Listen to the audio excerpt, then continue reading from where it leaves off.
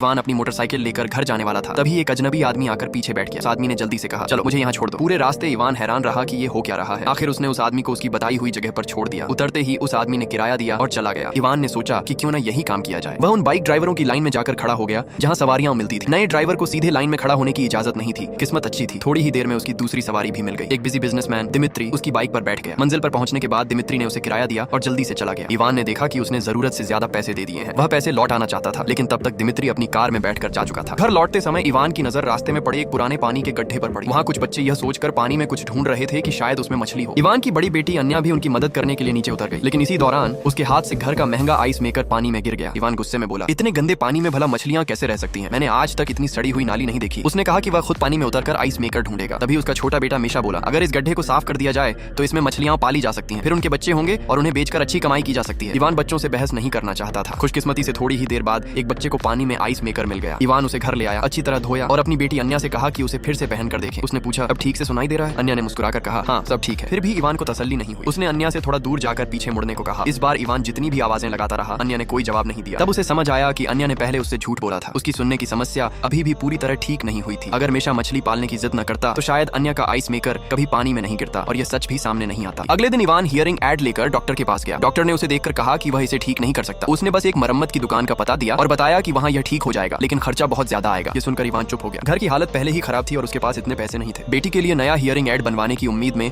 Ivan शुतुरमुर्ग farm पर काम करने पहुंचा। उसने सोचा कि मालिक से कुछ एडवांस पैसे मांग लेगा। उसी दिन फार्म में शुतुरमुर्गों को दूसरे बाड़े में ले जाया जा रहा था। पुराने कर्मचारी होने के कारण इवान बाहर खड़ा होकर बाकी मजदूरों को निर्देश दे रहा था। मजदूर शुतुरमुर्गों की आंखों पर कपड़ा डालकर उन्हें पकड़ रहे थे, लेकिन तभी एक शुतुरमुर्ग बुरी तरह घबरा गया। देखते ही देखते पूरे फार्म में अफरा तफरी मच गई। इसी हंगामे का फायदा उठाकर दूसरा शुतुरमुर्ग भाग निकला। शुतुरमुर्ग की लंबी टांगे थीं और वह बहुत तेज दौड़ता था। देखते ही देखते वह पहाड़ियों के पीछे गायब हो गया। इवान तुरंत मोटरसाइकिल लेकर जाल के साथ उसे ढूंढने निकल पड़ा, लेकिन उसे सिर्फ सूनी पहाड़ियां ही दिखाई दी। वह शुतुरमुर्ग करीब 20 लाख रुपए का था। उसकी कीमत लगभग इवान की पूरे साल की कमाई के बराबर थी। अगर वह नहीं मिला तो इवान की नौकरी भी जा सकती थी। अगले दिन वह फिर से अपना सामान लेकर खोजने निकल पड़ा। काफी दूर जाने के बाद उसे सरकंडों के बीच शुतुरमुर्ग का एक पंख मिला। थोड़ी दूर पर टूटे हुए खोल वाला एक बड़ा अंडा भी पड़ा था। कुछ देर बाद उसने पहाड़ी पर एक शुतुरमुर्ग देखा, लेकिन उसकी चाल अजीब थी। ध्यान से देखने पर पता चला कि उसके पंखों के अंदर एक इंसान छिपा हुआ था। असल में वह खुद इवान था। उसने शुतुरमुर्ग की खाल पहन रखी थी और कमर झुकाकर एक एक कदम चलते हुए असली शुतुरमुर्ग को ढूंढने की कोशिश कर रहा था। लेकिन घंटों की तलाश के बाद भी उसे कुछ नहीं मिला और वह मायूस होकर लौट आया। फार्म के मालिक ने उससे नुकसान की भरपाई नहीं मांगी, लेकिन उसकी नौकरी जरूर खत्म कर दी। साल के बीच में अचानक नौकरी चले जाने से इवान पर बार की जिम्मेदारियों का भारी बोझ आ गया। फिर भी उसने हार नहीं मानी। जब वह घर पहुंचा तो उसकी पत्नी एलेना ने उसके साथ लाया हुआ सामान देखकर समझ लिया